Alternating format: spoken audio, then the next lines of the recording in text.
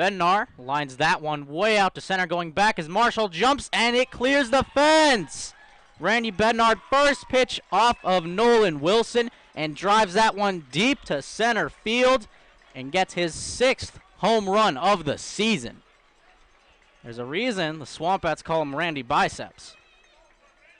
From the stretch with runners on first and second, looks back at Bedgood on second, now winds up and fires. Change-up ball, takes that one to center field, and it'll get down in the gap. Here comes Bedgood around third, steaming for home, the cutoff man, and Bedgood crosses, as I believe first baseman Eric Stock didn't want to test it. Logan Matthew reaches second, and Kyle Ball with an RBI single to put the game to 3-0 in favor of the Swamp Bats. So the 3-2, McNeil hits that one deep to left field. Going back is Tate, and Tate will make the catch. Tagging up is Logan Matthew, and he'll cross home plate. So an RBI sac fly for Andrew McNeil.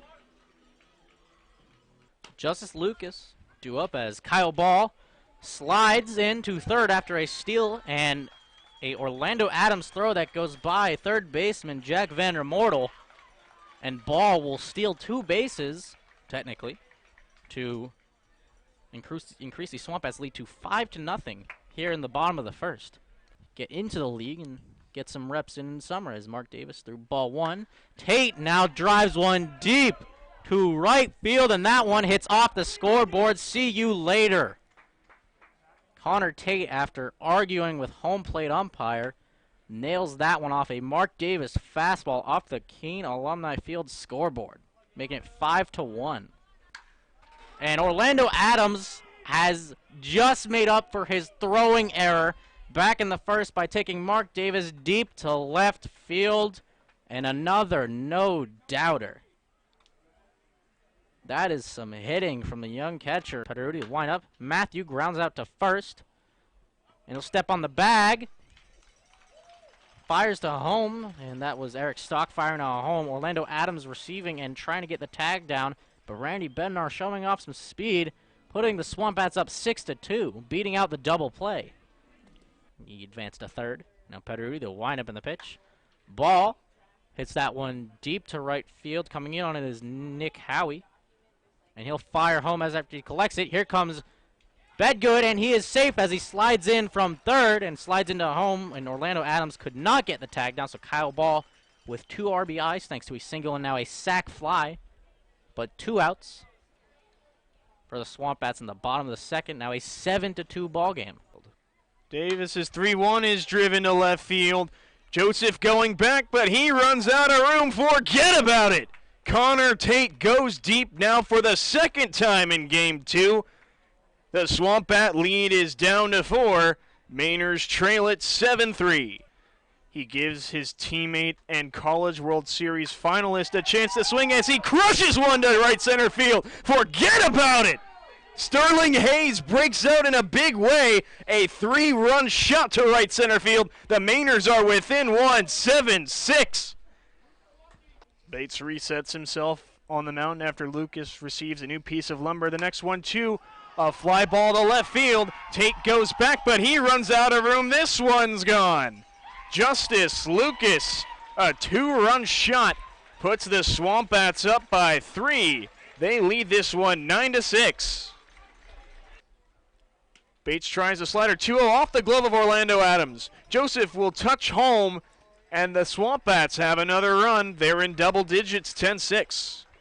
And that really hurts the Swamp Bats, but also really just boosts the confidence of the Sanford Mainers. They may be 8 games, as of now, 7 games under 500. But for a team that has a couple of late games in the season, a total, I believe, 18 or 16, I believe, going into the rest of the season, they have an opportunity to start a rally and maybe put themselves back over 500. Zeka back to the rubber, kicks and deals a deep fly ball to left field. Grand slam time! Orlando Adams, the 2nd Mainer of the game, to hit his 2nd home run. It's 13-11. They have new life in the third base dugout. Wow, what a swing. Zeka, a reliever with a reliever's mentality, right back to work. His 1-0, a curveball line down the left field line into fair territory. Hayes around first. He's going for second. He will get there without a throw. A stand-up double for the leadoff batter. His second hit today, both going for extra bases, and the tying run comes to the batter's box. Drew DiMartino, the representative. Dinger in the 6th. Look a second, the 1-1 drilled to left. Joseph on the run, dives, but he can't make the catch. Hayes will score. DiMartino pulls into second. Back-to-back doubles have the Mainers within 1. The Swamp Bats put up 6 in the bottom of the 4th, and the Mainers have responded with 6 of their own. Shane Marshall bats one more time in this 5th inning, now with a chance to tie the score.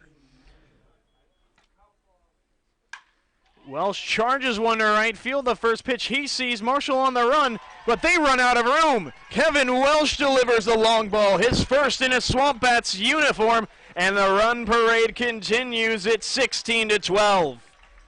On an 0-2 count, may utilize it again, especially against a talented bat in Justice Lucas. Vasturia delivers. Lined into left, looks like it's playable. Over the head of left fielder Connor Tate. In comes ball. That's the insurance run they needed. DiMartino getting the throw from the left fielder, but not in time as Justice Lucas wiggles those hips again on second base. It's another hit for the right-hander. Swamp Bats up 17-12. 14 hits for Keene, 8 for Sanford. Vasturia delivers, and a fair ball. Rounding third is Lucas. That's another RBI base hit. Seth Cadell into second. It will be a stand-up double. Talk about the baseball god shining on Cadell. That is his first hit of the day, and another RBI to add to his slash line. A pop out to right, a pop out to left, a ground out to third, and another pop out to left has led to the first hit of the day for the right-hander from Eastern Carolina.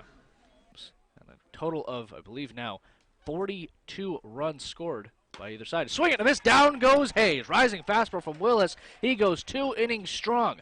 A no earned run slash line for the right-hander. He ends the game for the Swamp Bats, and the second time that he's ended the game in the past 48 hours. For Willis, a great job. 3 innings pitched, no earned runs. And for the right-hander, he secures victory for the Swamp Bats as they go to 18-12. But for the Swamp Bats, it has been a grueling day, and one that is going to get only a little bit more difficult as they take on the talented Vermont Mountaineers tomorrow night at 6:30.